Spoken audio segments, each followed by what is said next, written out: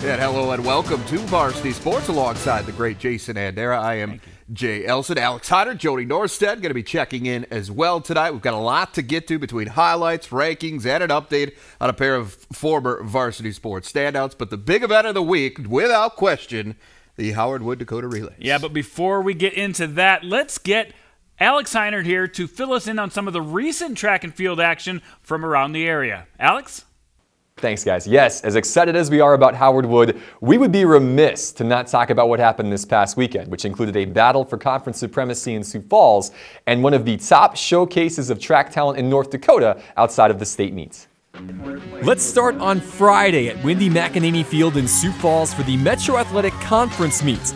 The usual suspects were out in full force, starting with O'Gorman's Callie DeWitt, who would take the long jump with another 18-foot clearance. She's your platinum leader and one of only 2 Dakotans to hit the 18-foot plateau this spring.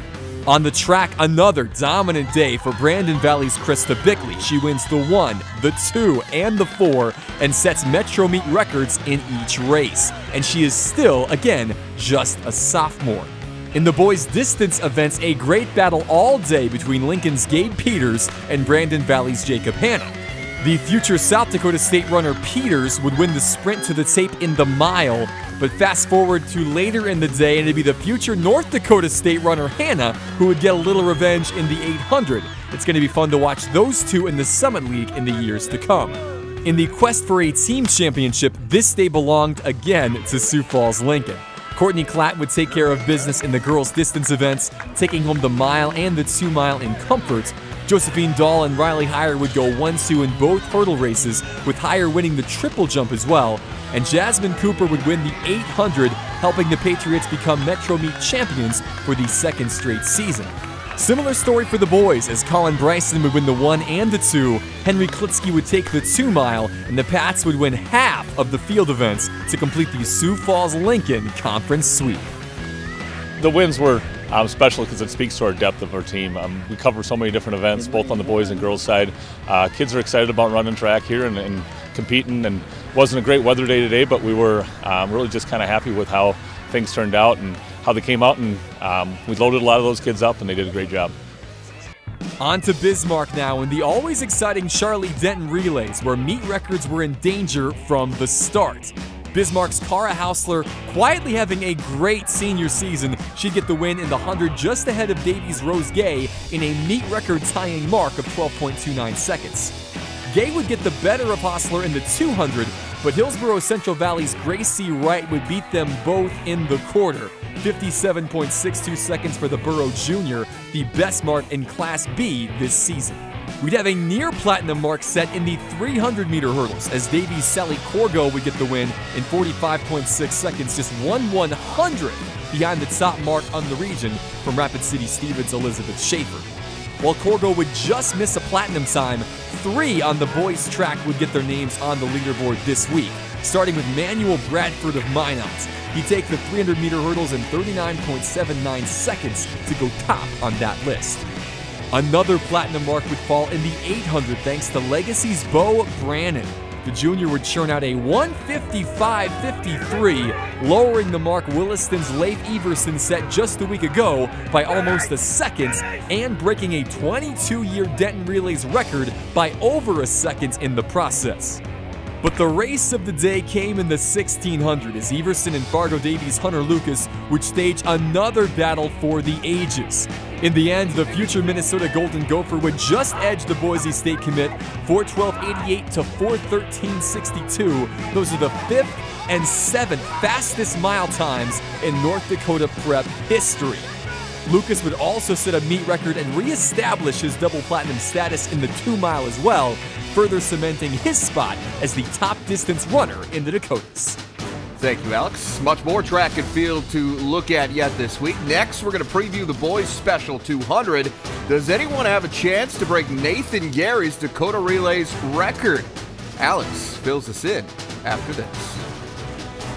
Varsity Sports on Midco Sports Network is presented by Mitchell Technical Institute and Farmers Union Insurance Agency.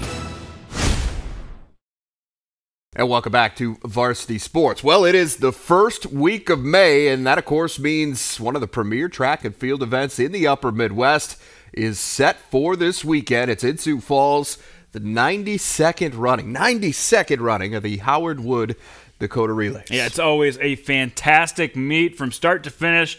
But the two can't-miss events of the weekend every year are the high school special events on Friday night, with the boys 200 this year and the girls 800. They are spotlighted this time around. Yep, and for more on this year's specials, we bring back Alex Heinert. Alex, let's start on the boys' side. What stands out about this year's field? Well, when you look at the field this year, some of you might be thinking, where are all the state champions? Only 2 of the 8 have won a state title before individually, with only 1 of those coming in the 200. But again, that is typical for boys. Nothing unusual about that. We had 2 state champs in the field the last time this race was contested in 2015. That group went on to win 10 state titles later that year. I see the same kind of future success for this field. All 8 have a PR of 22.6 seconds or better, 22.6, and all 8 are performing their best right now. All right, with that in mind, out of this group, who's the front runner? Well, Denzel Brown of Eden Prairie is the man to beat in this race. He's the defending 2A champion in Minnesota in the 200, a runner-up in the 1 last spring. He put up a 21.65 to win that state title. But if you're curious what he's done lately at last week's Hamlin Elite Meet in the Cities, he won the 100 in a meet record time of 10.53 and the 200 in 21.62. Yikes. That's fast. Yikes indeed. Well, Brown's the favorite, Alex. Who are the biggest challengers? Well, other than the record books, I would say winners Cameron Kyle kind of leads a very even second-tier group of runners. Kyle has been lights out this season in the 100 through the 400 and beat 3 members of this field in the 2 in Pier just 2 weeks ago. Then there's Lincoln's Colin Bryson, who's just a junior. He's really established himself as the top AA guy this season, and he's right around that 22-second plateau, as is Alex Brusso of Legacy, who's proven to be one of the top sprinters in the North Dakota ranks. I also wouldn't discount Jake Andrew of St. Thomas More in lane 1. He's been right there with Kyle all season in the hunt for sprint supremacy in Class A. Those 4 and Denzel Brown seem to have a leg up on the rest of the fields. All right, good to know. Is there a case to be made for anybody else? I think so. I think when you look at what some of these kids have done this season, Spencer Negebauer has been fantastic in the relays all year. Garrett Dieterman is just a sophomore, but he's the top 100 guy in South Dakota. And Braden Peterson has become a contender to place high at state in the 1, 2, and the 4 in just his first year of track and field. But with that said, I'm just not sure if this group can put up a time necessary to compete with the top runners in this group. All right, last question now. When you look back, is there a Howard Wood year that this field reminds you of? Yes, I mentioned 2015 a bit ago, but that race was a total toss-up. This time feels much more like 2013, when you had a solid group of runners all in that 22-second range, and one guy that was just much better than everybody else. And that guy that year, who coincidentally was just drafted by the Philadelphia Eagles a couple of weeks ago in the NFL draft, was Washington's Nate Gerry, who set the all-time Dakota Relays 200-meter record in 21.52 seconds. That is a mark that Denzel Brown will have his eyes on come Friday nights. Well, we did have an all-time Dakota Relays record broken last season in the girls 200. We'll see if it happens again this year on the boys' side. Yeah, we will. All right, well, that is the story for half of this year's special events. After the break, we're going to look at the dynamic and diverse field of runners in the girls' Special 800. And welcome back. Well, anticipation is building for this weekend's Howard Wood Dakota Relays, and we've got another special event to discuss. That is the girls' Special 800. Yeah, let's bring back Alex Heinert now to talk about the field. Alex, this is a quality group that's been assembled this year, and one of the more diverse fields we've had in a while.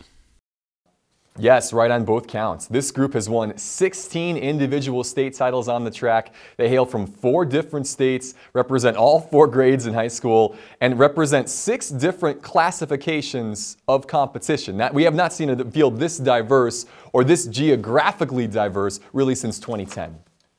Let's take a closer look at that field now. Just like in the boys' Special 200, the preferred lane has been given to a runner from Minnesota. Yeah, that's correct. Emily Complin of Edina has the most eye-popping numbers of the field. She's got a 2:11 relay split and a 2:13 effort in the Open 800. she's definitely deserving of top billing. Just a junior this year, she's never won an individual state title, but she's been more about team success, anchoring the Hornets to a state title and an all-time Minnesota record mark in the 4x8 last May in a gaudy time of 8:59. That would break the Dakota Relays all-time record set back in 2005 by almost 9 seconds. Really impressive stuff. Impressive stuff there. She's not the only out-of-state contender, though, right? No, not at all. Terrence Siglowski from Salida, Colorado. That's a name to remember. A University of Sioux Falls recruit. She's a real threat in this race. She won the 800 and the mile at state in 3A in 2015. She was a favorite to repeat last year, but she broke her foot 3 weeks before the state meet. She is back, though, this spring. She's got one of the top 2017 times in the field, 2:15:59. That's as good as anybody has run this spring. Alex, that begs the question, with so much talent from outside the region, do the Dakota kids have a chance in this one? Yes, they certainly do. When you look at what Jasmine Cooper and Tori Glazier have done, you've got reigning 800-meter champions that have a long track record of success. Cooper's won the AA crown in back-to-back years, while Glazier has won the Class A 800 title 4 straight times. They both set sub-2:15 PRs last year, and they've both been in this race before as freshmen 2 seasons ago, so they will know what to expect. Then there's the North Dakota duo, Gracie Wright, a 2-time Class B 400 champ in the state. She's got the top 800-meter time up north this spring, while Lindsay Warner was the Class A state runner-up in the half last year as a freshman. She won the 800 state indoor title this past March. And then last but not least, Ellie Abraham and Maddie Lavin are former state cross-country champs and are distance specialists. Both are really talented kids. Again, Abraham just a freshman. She's got the current platinum mark in the mile, while Lavin won the mile and 2 mile at state last year in Class A, and she's been on the state podium since she was a 7th grader. I see no reason why those two can't hang in there with this field. All right, we've heard the brief on each runner, so now give us your pick for the girls' special 800. I really think this is a toss-up. Nobody in this field has really separated themselves this spring, and that should make for a really fun race on Friday night. As much as I want to go with the local kid, you look at what Jasmine Cooper and Tori Glazier have on their resumes. You think about what Gracie Wright can provide as a sprinter, and she's just a winner. I lean toward, though, Terrence Siglowski from Colorado. When you think about the fact that she's got the best time this spring, and she's done that at altitude again. Salida is 7,000 feet above sea level. That makes a huge difference. You can't count that out when you're putting those numbers into a race. And so I think it's going to be a great race. I wouldn't be shocked if we see a surprise, but I'm going to roll with Siglowski, the future USF Cougar, on Friday night. All right, sounds good, Alex. Coming up next, a pair of former Varsity Sports regulars are settling into some new surroundings. We'll check in with both of these South Dakota natives right after this. Well, as you well know, we focus mainly on current high school athletes here on Varsity Sports, but a couple of former South Dakota high school standouts, guys we used to talk about regularly on this show, are making some big news once again. Let's start with Sioux Falls native Nathan Gerry. After starring for the Washington Warriors as a safety and wide receiver, Gerry went on to the University of Nebraska, where he earned all Big Ten recognition during his standout 4-year career. Well, last Saturday, he realized another dream when the Philadelphia Eagles selected him in the 5th round of the 2017 NFL Draft. It took me a while for it to actually feel real. I was on the phone for a good 5 minutes, whatever, and I was trying to put together what they were trying to say to me, but, my mind was just still blown that, I was getting a call for an NFL team. As a senior at Brandon Valley, Jake Adams hit more home runs in South Dakota spring baseball than the rest of the class combined, and he is still a bomber after clubbing a school record 67 round trippers in 2 seasons at the junior college Des Moines Area Community College. Adams landed at the University of Iowa, where he is currently leading the Big Ten with 16 homers and 50 RBIs through 42 games. It's been quite a ride. Adams has some advice for young players that are hoping to follow in his footsteps. Keep chasing after your dream is a big thing. Never give up just because you live in South Dakota. And JUCO is a good route to go. I know there's some kids back home that are thinking JUCO, that's not the way I want to go. But I loved it, and it was the best scenario for me. Congrats to both Nathan Gerry and Jake Adams on some incredible accomplishments. Always fun to see those local guys go on to make a splash somewhere else. We like covering all the athletes, but the elite athletes are fun to watch as they get to that national scale. We don't have enough time to kind of get into those interviews with those guys, but we did talk to both Jake Adams and Nathan Gerry. We do have time on our podcast, so check that out, midcosn.com youtube.com/podcast. Absolutely. Look forward to that. All right. Well, Adams' former high school team, Brandon Valley, in action last Thursday to try and slow down the unbeaten Roosevelt Rough Riders. Peyton Livingston pitched well for the Lynx, going 6 innings with 9 Ks, but a late rally by Roosevelt gave them a walk-off win. Nick Hoekstra doubled and later scored on this pitch in the dirt to seal that 7th inning victory. That's the third one-run win now for Roosevelt this year, but they stay unbeaten. 20-0 on the year, keeping them at number 1 in your Class A power ranking. Well, there's no question that they are the best team so far this year, but let's talk about Pierre. They made a jump up to number 2 in the power rankings after bumping their record up to 8-0. They go 4-0 last week, and their slugger, Spencer Saringer, 2 homers over the weekend, and that pitching staff has been downright nasty lately. They really stifled Harrisburg in that doubleheader last Saturday. Gov's looking good. Brookings dropped 1 spot, dropped a game to Rapid City Stevens, lost on Tuesday to Roosevelt. Nothing to really worry about. Mitchell's still lurking. That record speaks for themselves, 13-3. And then I got to keep Brandon Valley in the top 5. Tough schedule.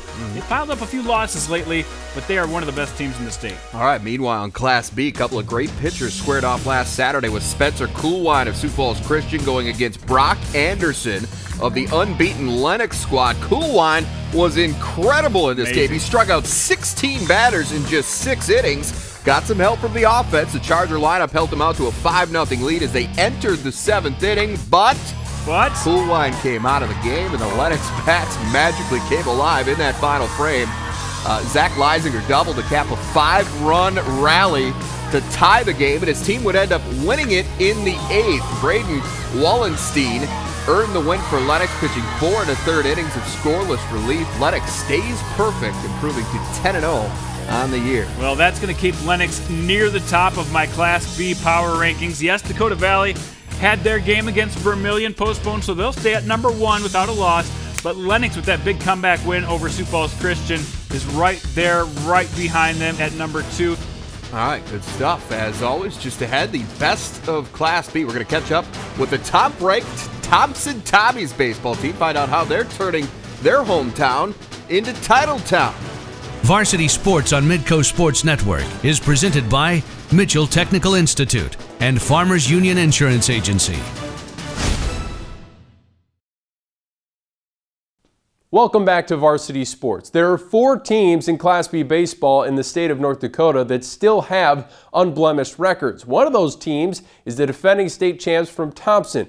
And really that should come as no surprise because as our Marty Mueller explains, the Tommies' accomplishments aren't tied to one particular season. In fact, they're developing their own little dynasty. Just some 10 miles south of Grand Forks, North Dakota, you'll find Thompson, a small community, population right around 1,000, but one that's on top of most teams' wanted lists. People are going to give us their best game. We kind of have a big target on our back, but I think we can play with it, and it motivates us to get better every day. It's definitely been motivating and has another sense of confidence with us. It just allows us to play at that elite level and continue to play at that elite level. The Tommies have been an elite baseball force for some time, winning their first state title in '83 and collecting 4 more along the way, including last year, going 22-2 en route to the title. But this team will be the first to say it's important to put that season in the rear view. We don't talk about it here. We talk about this year. We talk about what we need to improve this year and how we need to improve going forward. You know, we had a lot of great memories, a lot of success last year, but that's last year, and that's something to talk about down the road. Last season may be gone, but this school year has been successful too, especially for groups led by Brady Schwab. We brought the first football state championship here right after our first baseball as a team, and now we're in a new season looking to succeed just as much, and hopefully it falls in the right way. We've got a good group of athletes right now, you know, and they're good in the classroom, and they're good in the community, and they're good on the field or on the court or on the mat. And I don't know if you predict, you know, this type of success, but you do predict success, and obviously the more success you have, the hungrier the incoming kids are. That hunger certainly hasn't died within this group. Just like their football squad, the Tommy baseball team is undefeated and looking to defend their title. We can't overlook any games, no matter who the opponent, and think okay, this is just another game. It's a job to be here. No, it's fun to play baseball. You get everyone's best game, and that's kind of cool because everyone wants to beat you, and we've never been in that position before, and now we know how it feels. One of our team goals obviously is to make the state tournament, and then you reassess from that point. But you know, I think you've got to play baseball at a high level at the right time. And the time to add another title is quickly approaching. No, the championship sign hasn't been updated yet. Maybe like the rest of us, they're waiting to see what this talented crop of athletes can do this year.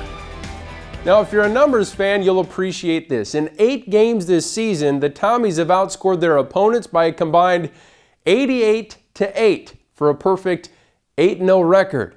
But make no mistake, they are still #1 in the latest Midco Sports Network power rankings in Class B. They're followed by Kindred Richland, Park River Fortville Lincoln, and Des Lacs Burlington. All 4 of those teams are still undefeated as well. In Class A, Shanley cracks the top 5 for the first time, riding a 6-game win streak. North is my climber. The Spartans move up 2 spots to #2. The matchup of the week in Class A features our new #1 Dickinson. The defending champs take their 17-1 record into a doubleheader showdown at 4th-ranked Century on Friday.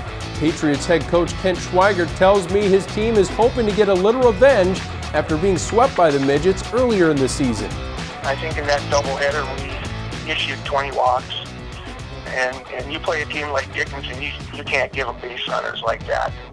So that's going to be our big challenge this Friday when we have Dickinson coming up to kind of see where we're at. We played them early in the year, and now we can kind of see where we're at and see what we've improved on. One guy to keep an eye on right now for Century is freshman Cade Feeney, the younger brother of Dalton Feeney, who's at North Carolina State.